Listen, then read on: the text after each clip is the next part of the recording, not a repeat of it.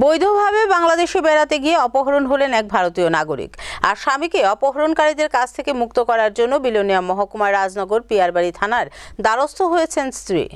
বৈধভাবে বাংলাদেশে ঘুরতে গিয়ে অপহরণ হলেন চাইলা ফ্রুমক নামে এক ভারতীয় নাগরিক। জানা গেছে মুক্তিপণ বাবদ 1 লক্ষ টাকা দাবি করেছে অপহরণকারীরা। গত 13 সেপ্টেম্বর বিলোনিয়া সীমান্ত পথ দিয়ে বাংলাদেশে বেড়াতে যায় রাজনগর ব্লকের রাধানগরের বাসিন্দা চাইলা ফ্রুমক। বুধবার বাংলাদেশ থেকে বাড়িতে ফেরার কথা। ফেরার সময় বাংলাদেশে অপহরণ হয় স্বামী চাইলা ফ্রুমক। এরপর বুধবার ভোরে চাইলা ফ্রুমকের স্ত্রীর কাছে ফোন আসে, মুক্তিপণ দাবি করে অপহরণকারীরা। এরপর কোনো উপায় না পেয়ে পুলিশের দ্বারস্থ হওয়ার পর পুলিশ চাইলা ফ্রুমকের স্ত্রীকে পাগল বলে আখ্যায়িত করে তাড়িয়ে দেয় বলে অভিযোগ করেন স্ত্রী। দিশেহারা হয়ে বিলোনিয়া মুহুরীঘাট আইসিপি ইনচার্জের সাথে দেখা করে ঘটনার বিষয় নিয়ে কথা বলেন। আইসিপি ইনচার্জ তখন গ্রুপ ডি পদে কর্মরত সুধন সুরের সাথে চাইলা ফ্রুমকের স্ত্রীকে পাঠায় মুহুরীঘাট সীমান্ত গেটের কাছে বাংলাদেশ ইমিগ্রেশনের সাথে মোবাইলে যোগাযোগ করার জন্য। সেই সময় আইসিপি কর্মীকে গালিগালাজ করে গেটের কাছ থেকে সরিয়ে দেয় এক বিএসএফ কনস্টেবল।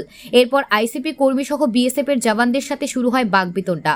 এরপর আইসিপির কক্ষে ঢুকে আইসিপি ইনচার্জের সামনে কর্মরত সুধন সুরকে মারধর করার জন্য তেড়ে আসে এক বিএসএফ জওয়ান। এ বিষয়ে বিএসএফ কনস্টেবলের বিরুদ্ধে বিলোনিয়া থানায় মামলা দায়ের করেন আইসিপি ইনচার্জ। বর্তমানে চাইলা ফ্রুমকের স্ত্রী দিশেহারা। প্রশাসনের সহযোগিতায় তার স্বামী যাতে সুস্থ অবস্থায় ফিরে আসে সেই আশায় পথ দেখছেন স্ত্রী। এবার কি কইছে পুলিশ অফিসার? কি কয় পরে কথা কয়ে শাসি যে সে কইছে তুমি এত কথা না বাড়ে সেরা টাকা জোগাড় করে টাকা দিয়ে দাও। অপহরণকারীদের টাকা দিয়ে দিতেন? এমনি কইছে হলে আর থাকছে না। আমি বারবার ফটো পরে আছে বাইরে কথা কইছে। আমার যত আমার স্বামীরও তো পুলিশের কাছে গেছিলেন এসে সহযোগিতার লেগে? আমি বাইরে সেরা আমি ফোন করে টাকা লাগাচ্ছে। আমার স্বামীরও তো মারধর করতেছে। টাকা পাঠাইছেন ওখানে? কয় টাকা দিছেন? 20,000। হ্যাঁ 20,000 দিছেন? মানে পুলিশ স্টেশন থেকে বাইরে 20,000 টাকা দিয়ে দিছেন?